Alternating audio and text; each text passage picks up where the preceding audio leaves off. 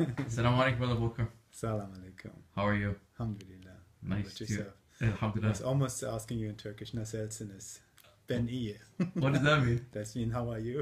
I'm good. That's great. Anyways, so it's been now how many years since you become Muslim?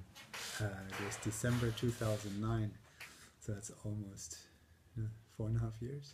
MashaAllah. Mm-hmm. So, can you tell, share with us your journey before, what led you to Islam? I mean, there was a little journey because I was always looking for something that was missing in the life, right? And I have to admit, I went all the way to the other direction. I'm a physicist, right? And as a physicist, you train your brain and your thought that you don't need God in life. You don't need this, right? And because everything is working towards, or like a law, right? And you find out, and humans are capable to find out all the laws. Right? And so that pushed more and more, like, in Europe, that happens, of course, since 200 years, that God was basically pushed out because of science and because of technology outside of the life. However, for me, something was missing, and I, like many other Muslims who converted, I also studied Buddhism and other things. I looked into that, and I got attracted to Buddhism because there was this thought about, meditation. I kind of like that. So to take yourself out of the regular world, right? And so I listened to a lot of Buddhist practices, and things were like suffering, right? And all the things that we say now is in the dunya, right? They are being taken away, right? Sorry. So what happened, I guess, after? So, I mean, what I'm saying is I started to meditate and started to, think about, what are the essential things. And like Buddhists, right, they try to detach them from what we call the dunya, right? That is what the Buddhist is doing. The dunya mean, what's dunya mean? Dunya, the world, right? The world, and your nafs and everything, that's around that. So you're trying to detach yourself from that, and with that you should have a more pleasant life, because you are taking away all the things that cause trouble or cause suffering, and that is the things that that is life. Your nafs and your needs and your desires, they cause pain, and that is the Buddhist belief. Now, making a long story short, later I got a job, or got not a job, but an assignment in the United Emirates. That was the first time I was ever in a Muslim country. And that was a new thing to me. So I was open to that, but I tell you, quite frankly, if you would have asked me to become a Muslim that time, I would say, you're crazy. Right? I would never ever do that, because I was, of course, like everybody else, I heard the biased news from the news, right, and what Muslims are, and I had not a right perception from what Muslims are. And that's not quite right. I was actually in Turkey before, and I heard the azan in the morning, and I thought it was just crazy. Right? So they were backwards. That was my honest belief. Now, I was in the Emirates, and the first thing that came where I got a little bit more closer to what Islam was, I had this driver who was driving me every morning to the office and back. So the office there sent a driver, and they picked me up from the hotel and drove me back. I was there for the first week, and I thought, since I'm in Abu Dhabi, right, I want to see Dubai, and we'll see how that looks like. And I asked the guy if he would be free on the weekend and would drive me around in Dubai. So yes, he came, we drove around, and now he was Muslim, and he asked me if he could make some stops on the road. He said he had to do some prayers. I was not aware of that concept, when the prayers were and whatnot. I said, of course, you have to do what you have to do. So he kept driving me around, so he dropped me off back at the hotel, and then he said to me, after I paid him a little tip more than I should have, or I was supposed to, and he said, I pray for you. And the way he said that was not just I pray for you, and he said that was deep from his heart.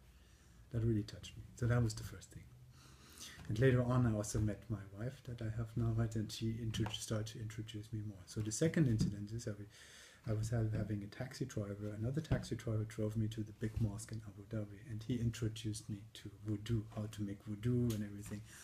And I went to the prayer. That was the first time in the big mosque I think it was a Friday prayer. I can't even remember. It was the first because it was packed there, and we did the Friday prayer. I didn't know what I was just imitating pretty much. So that was the first steps towards Islam. And then the other thing I observed there, that was at 12 o'clock when the Adhan was praying, everybody would go to the mosque. And I like that concept a lot because that was very close what I learned from the Buddhists. Right? They really practiced it. Everybody did. They dropped everything and went arm in arm together down the elevator into the mosque. I said, wow, look at that. Right? So that's amazing. Right? They really stop all the nonsense that you do in life. I mean, I shouldn't say nonsense, but all your busy work, and you go pray and distance yourself from the dunya. Right? Yeah. And then come back, and they come arm in arm, like friends.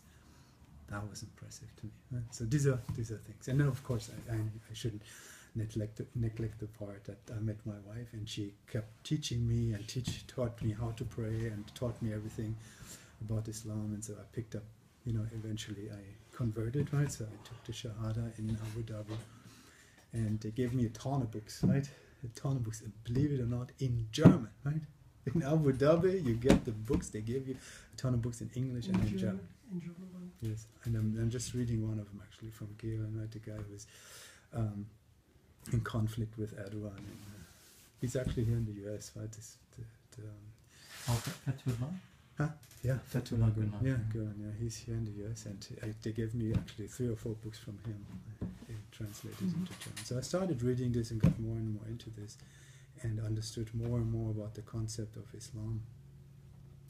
And what I really liked about was when I looked at the Buddhist practice that I learned, I realized that the Muslims actually translated, they lived it, they did it. Right? If you really practice Islam, you do what what the Buddhists are talking about. You distance yourself from the dunya. If you really do it right, you take it all away, right? And you do it. And if you practice and you go pray and think about this, and you give your, pay zakat and all these kind of things, these are all the concepts that are being taught by Buddhism too, believe it or not. So, and that's what drew me more into it, because if you go down that route, and I've talked to other people too, I know many people went through the Buddhist route into Islam. That seems to be a natural path, right? Because you have to, it's closer. Buddhism is closer to the Western thinking, so that's easier to grasp. And from there, when you understood the Buddhist thinking, you can actually then also understand Islam. Yes. There seems to be some way for people to get from here to there. I'm not sure if there's success is قد أفلح المؤمنون الذين هم في صلاتهم خاشعون. So not sure if it makes sense. The success when the mu'minin are really in their prayer, they have full humility. He's talking about the first verses from Surah 23, chapter 23. Indeed, the believers are successful. Those who are in their salah, they have khushua, full submissiveness. Full submissiveness, that means full concentration. And there are many hadith about that, right? So when people were in full concentration, what happened to them? And they were all in full concentration. But that is the same like meditation. If you are to that state in Buddhism, that you do this concentrated meditation, it's very, very similar. A very, very similar concept. Yeah. Okay. So go ahead.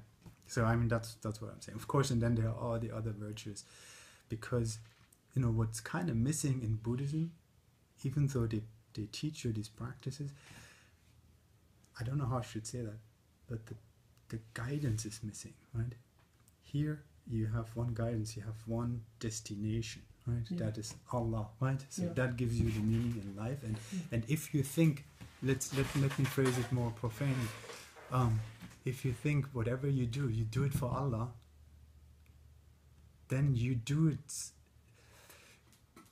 I'm looking for words now, right? Yeah. So when you look at Buddhism, you should do everything and take away your interests, right? Yeah. But here you have a little purpose in life. Right? You have a purpose in life. You are here for a reason, and whatever you do, you should do for Allah. Yes. Right? and take all your own interests and all your nafs away. I know that's hard, right? It's no, who can really do that? But if you do it this way, then it gives you a certain, I'm looking for the right, happiness is not the right word. It gives you peace of mind, like peace of mind, because you feel like now you're doing the right thing. Sure, I mean that's the right thing to do. It's not, you're not doing it for yourself. You're doing it for a higher reason. Yeah. Whatever you do. And if you think about all your actions in that manner, then that gives you, great guidance overall. Right? And if you keep practicing this, right, then I mean that is where you can get better, right, overall. I mean, you can do that in Buddhism, but I don't think in Buddhism, I've never seen this, that you get this guidance. Yes, they talk about suffering and how to avoid suffering in life, but this guidance is missing. This part is, from my perspective, is missing. And I'm not trying to compare the religions here, or this religion is better than that one, we shouldn't be doing this, I know that. But I'm just trying to say that to describe how I came from here to there. Right? If that makes any sense. Yes. Well, Jazakallah khair, Brother Volker, and hopefully we will have a follow-up in part 2 in the future, inshallah. And thank you thus far with sharing your journey, and may Allah subhanahu wa ta'ala continue to make it easy for you and your family, and for everyone that's searching for the truth, inshallah. Jazakallah khair. Assalamu alaikum. Assalamu alaikum.